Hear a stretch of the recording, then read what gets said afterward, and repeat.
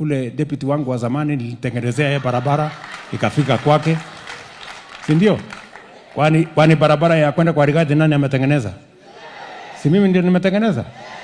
Alafu so unajua hata saa zingine ukiona saa zingine namwambia ule mwingine, ule mtu ya kwenda huko, ule mtu ya Seikuru ya 40 years, si alikuwa naibu ya rais ya Mheshimiwa Kibaki?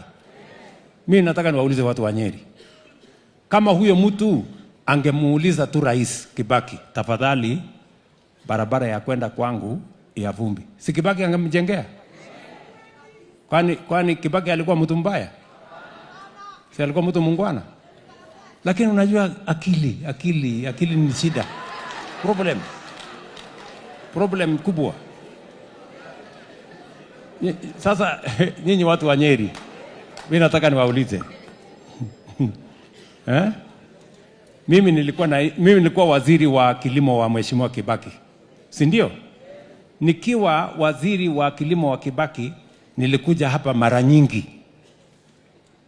Mambo ya kilimo nilikuja, mambo ya kanisa nilikuja, tukajenga makanisa na nyinyi, nikakuja tukajenga mashule na nyinyi, ama namna gani? Si ni kweli? Yule alikuwa naibu wa rais wa Kibaki, si alikuwa mtu ya kungeti, hata hakuja hapa Harambee, hakuja shule, hajajituma anything.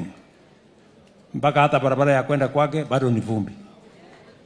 Alafu wewe mtu ya Nyeri, mimi nataka nikuulize, mtu hana akili ya kupanga barabara ya kwenda kwake, atakuwa na akili gani ya kupanga barabara ya kuja kwako? Hakuna akili ya kupanga anything. So let us not waste our time.